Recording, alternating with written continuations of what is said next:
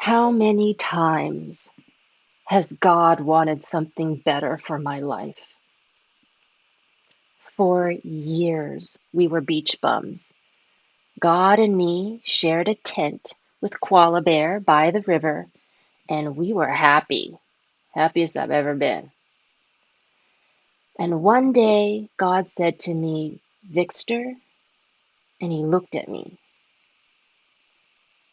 I remember that day he asked me to leave my island and journey into the unknown, to go to the mainland and become a life coach. He said, Vic, I'm ready to live our purpose.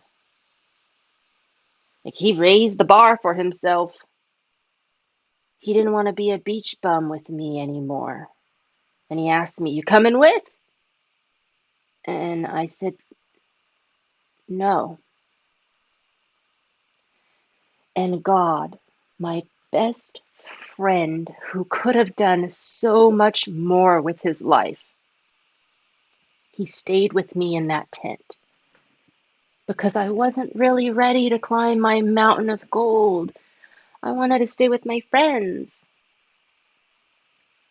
And the years passed by, and me and God, we were smoking weed, we were dating surfers, we were riding our bicycle, we were pulling taro on my family's farm. And I could tell he wanted more for our lives. And even though I knew he was unhappy, I still chose to stay.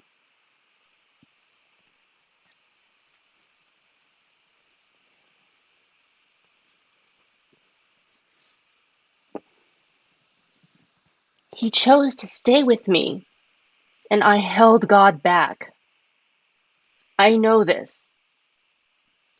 I held him back from living our best life because I didn't believe in myself. And then one day, he gave me an ultimatum. He said, Vic, I'm God. And he said his name. He said, I'm God. And I saw him standing in the opening of my tent, and the sky filled with rage, with thunder. The clouds rolled in. He stretched his arms. The sky rocked. It roared. And then he looked at me, and I knew that my relationship with my BFF was changing. He told me on that day that he was God and I was his partner. And he said, stop being my daughter. Start being my equal. And I was like, okay, let's do this. And he was like, Vic. And I was like, yeah, I'm in. And he was like, Vicky. And I was like, okay, but I'm taking my bicycle. He was like, Vic. I was like, wait. Okay. And that's how I went from wading knee deep in mud in my taro farm to Harvard. I know you're afraid. I was afraid.